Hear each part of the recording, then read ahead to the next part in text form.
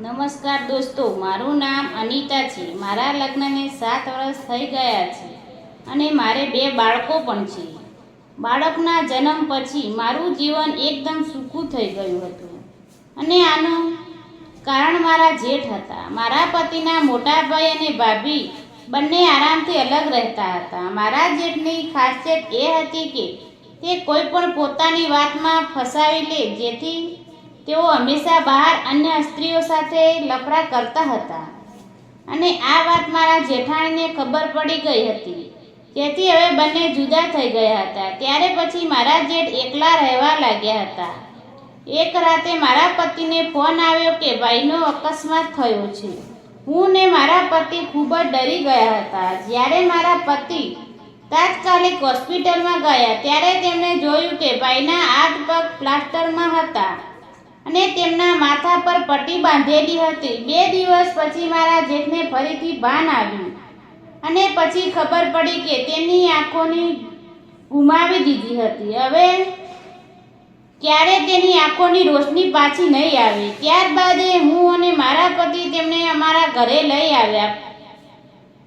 મારા જેઠ ખૂબ જ ઉદાસ હતા એવા લાગ્યા, કારણ કે તેની આંખોમાં રોશની હવે ક્યારે પાછી નહીં આવે તેને ન હતી। હવે તેને ભગવાનની મરજી સમજીને તેનું જીવન જીવવાનું ચાલુ કરી દીધું। મારા જેઠથી હવે કંઈ કામ થતું નહીં, જેને લીધે હવે તે ધંધા પણ મારા પતિને સંભાળવા પડ્યા હતા, જેના લીધે મારા પતિ પાસે હવે મારા માટે થોડો એવો સમય પણ ન હતો। મારા અંદર ખંજવાળ વધવા લાગી। આ ખંજવાળના શાંત કરવા હવે હું કાબુ થઈ રહી હતી। એકવાર બપોરનો સમય હતો, મારા જેઠને બોલાવવા તેના રૂમમાં ગઈ તો તેઓ રૂમમાં ન હતા, એટલે હું તેમના બાથરૂમમાં ગઈ। બાથરૂમનો દરવાજો ખુલ્લો હતો। મેં અંદર જોયું તો મારા પગ નીચેથી જમીન સરકી ગઈ, કારણ કે મારા જેઠ બાથરૂમમાં ઊભા મજા કરી રહ્યા હતા। તેમનું સાધન ખૂબ જ મોટું હતું। આ જોઈને મારો આવેગ ઉમખા મારવા લાગ્યા। ત્યારબાદ હું ત્યાંથી જતી રહી। થોડી વાર પછી જેઠનો અવાજ આવ્યો એટલે હું તેની પાસે ગઈ। તે બોલ્યા, મને મારા રૂમ સુધી મૂકી જાઓ। એટલે હું તેમને હાથ પકડીને રૂમમાં લઈ ગઈ। હું બાથરૂમમાંથી બહાર જતી ત્યારે તેમણે કહ્યું કે અનિતા, રૂમનો દરવાજો બંધ કરતી જજે। એટલે હું બોલી, હા, તમે આરામ કરો અને ત્યારે કંઈ જોઈતું હોય તો મને બોલાવજો। મેં દરવાજો ખુલ્લો અને પછી બંધ કરી દીધો, પણ હું રૂમની બહાર ન હતી ગઈ। મારા જેઠને એવું લાગ્યું કે હું રૂમની બહાર જતી રહી છું। થોડી વાર પછી તેણે તેનું સાધન બહાર કાઢ્યું અને હજુ પણ એ એકદમ કડક હતું, એટલે ફરી તેમને રમાડવાનું ચાલુ કર્યું। આ જોઈને મને પણ બધું કરવાનું મન થઈ ગયું હતું, એટલે હું કંઈ અવાજ કર્યા વિના ત્યાં બેસીને તેને જોવા લાગી। થોડી વાર મારા ફોનમાં કોઈનો ફોન આવ્યો। ફોનનો અવાજ સાંભળીને મારા જેઠે કહ્યું, કોણ છે?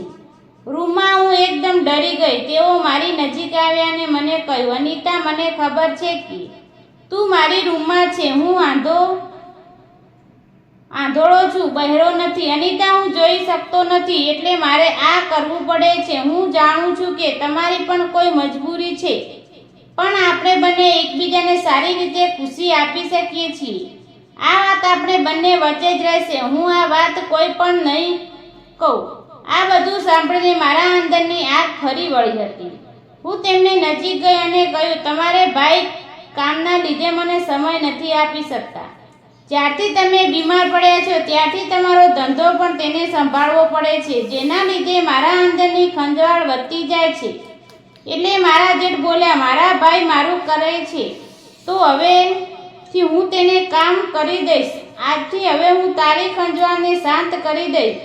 ત્યારબાદ તેણે મને બેડ પર એ દિવસે અમે 3 વાર મજા કરી અને બંને જાણે ભવોના ભૂખ્યા હતા।